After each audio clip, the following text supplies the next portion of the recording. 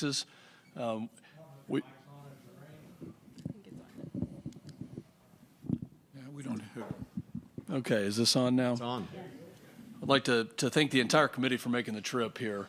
We obviously had a little bit of air travel difficulty and are glad to be here. We'll have some more of our colleagues joining us. But Midland, Texas, Odessa, Texas, the Permian Basin is where our nation's energy debates should take place. I'm excited to have a bipartisan group of congressmen and women here and that our community gets to showcase how the Permian Basin and those in the audience today are indispensable to America's economic and national security.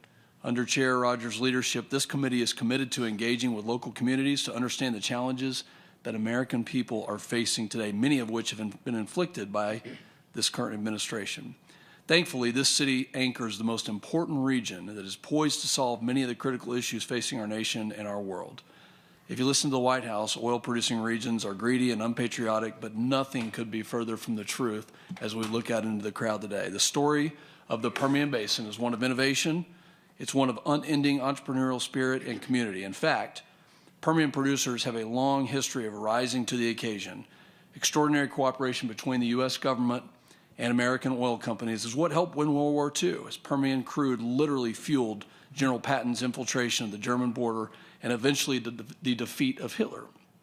It is often quipped that that war was won inch by inch, and that's true. The U.S. launched two incredible pipeline construction projects, the Big Inch and the Little Big Inch.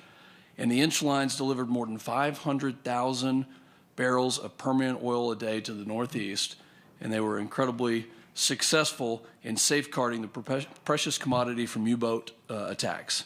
Those pipelines are still in use today. Again, in 2008, another engineering feat allowed Permian producers to rise to the occasion when hydraulic fracturing and horizontal drilling enabled the U.S. to significantly increase production of oil and natural gas in what is known as the shale revolution. This put OPEC on its heels. It established U.S. as the energy dominant country in the world. It gave us an indispensable tool for national security.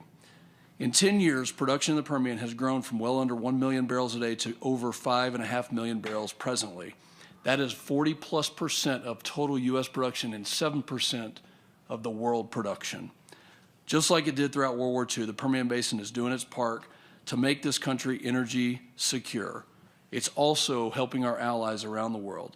You cannot understand U.S. energy dominance without visiting the Permian Basin.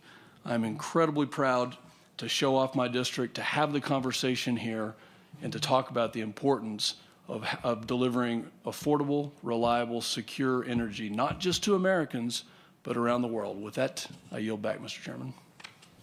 I thank the gentleman for having us and for your comment.